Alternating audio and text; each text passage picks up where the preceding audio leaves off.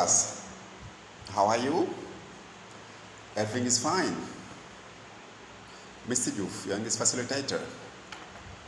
Welcome back to our English classes named Speak English into 180 seconds. Today we are going to recapitulate or to summarize our lesson talking about how to introduce yourself in English.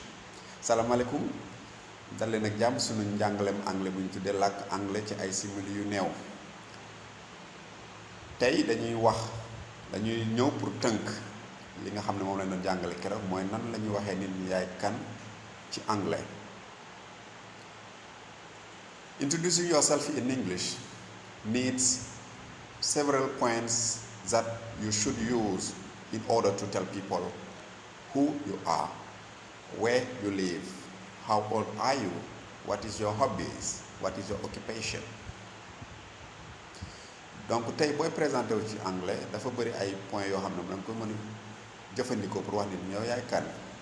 moom bi ci njëkk mooy wax sa at, wax fooy jànge wala wax looy liggéey, wax say passe-temps, wax aussi fi nga dëkk. Donc yooyu yëpp mu ngi ci sunu 2 leçons précédentes yi ñu def maanaam ñaari leçons yu mujj yi nga xam ne moom lañ def.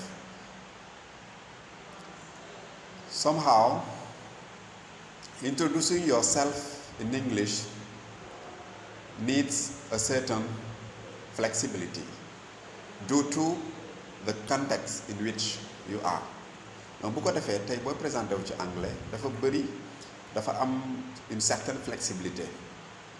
En flexibilité je sais pas comment traduire ça en wolof mais dafa laaj benn flexibilité ci contexte bi nga nekk. Tey boo nekkee ci entreprise nan ngay présenté woo, tey boo demee entretien nan ngay présenté woo, tey boo demee ci marché ba nan ngay présenté wala nga nekk ci ay business nan ngay présenté woo.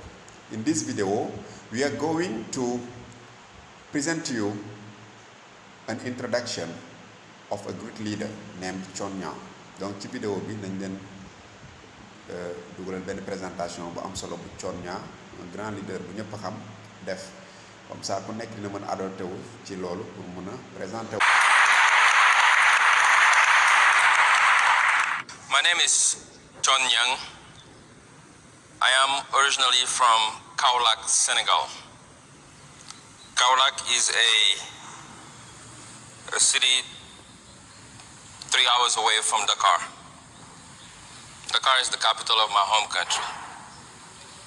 I grew up in a large poor family of 28 brothers and sisters. A polygamy family.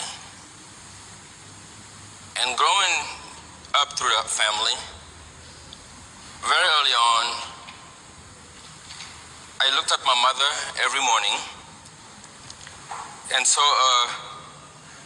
a beautiful woman, but very sad, with a lot of pain, having not to be able to feed her children, but also the competition in the house. In this class, I suggest you, or I urge each one of you to introduce himself in English or herself and post that video on the comments. Thank you very much for attending the class. Give you rendezvous for next time. Goodbye.